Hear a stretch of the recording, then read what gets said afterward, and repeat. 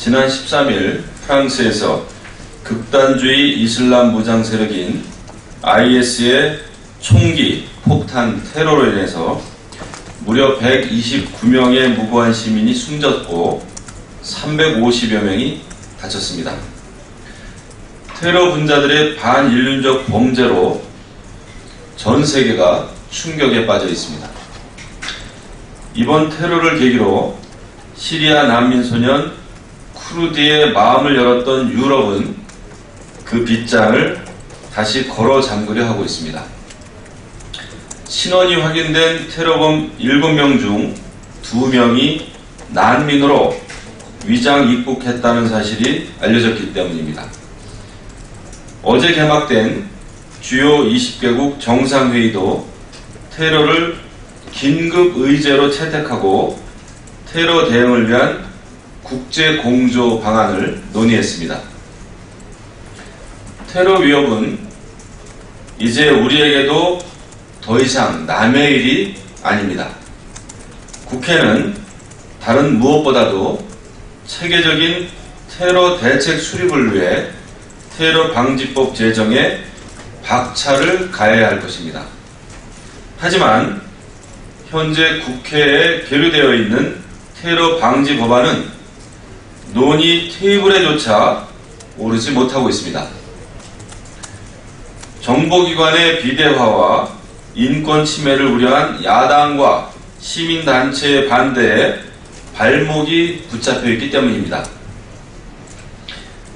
국가의 첫째 의무는 국민을 지키는 일입니다. 국회에도 국민의 생명을 위협하는 테러를 방지할 입법 의무가 있습니다. 야당에게 촉구합니다. 국가 보안 활동에 더 이상 제동을 걸어서는 안 될 것입니다. 국가와 국민을 지키는 일에는 여야가 없음을 야당은 명심해 주기를 바랍니다. 아울러 정부와 새누리당은 우리 안보에 빈틈이 없도록 항상 예의주시하고 철저하게 대비할 것임을 약속드립니다.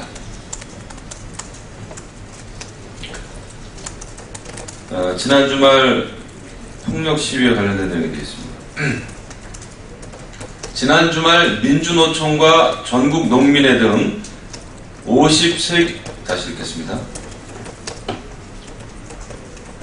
지난 주말 민주노총과 전국농민회 등 50여 개 단체가 민중 총궐기 대회라는 이름으로 대규모 불법 시위를 했습니다.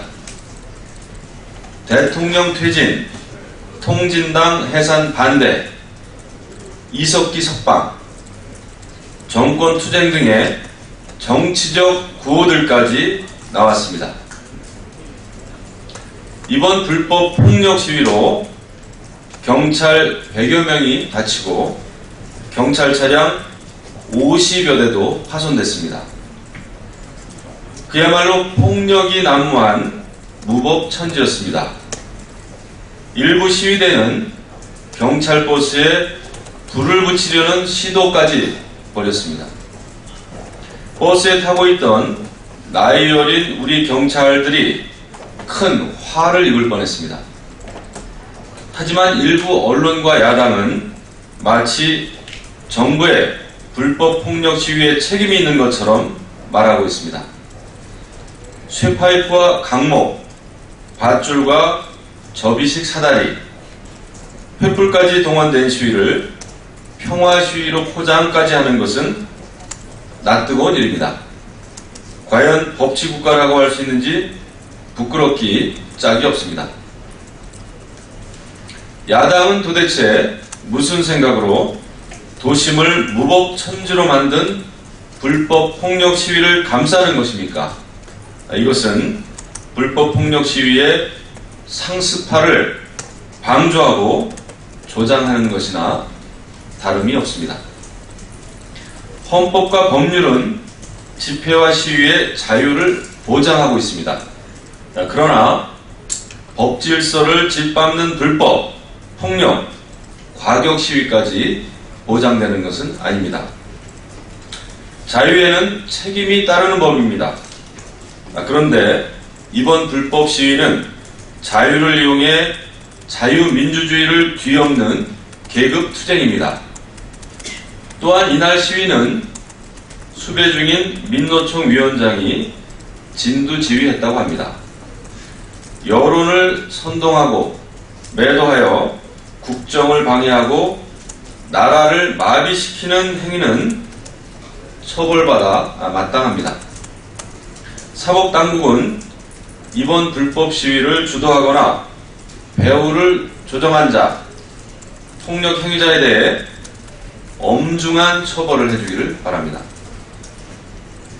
다음은 선거구 획정 내용입니다. 헌법재판소의 선거구제 헌법 불합치 판결에 따라 선거구는 다음 달 31일이 지나면 그 효력을 상실하게 됩니다. 그리고 다음 달 15일부터 예비 후보자 등록이 시작됩니다. 선거구가 획정되지 못하면 예비 후보자들은 자신을 알릴 방법도 기회도 가질 수 없게 됩니다.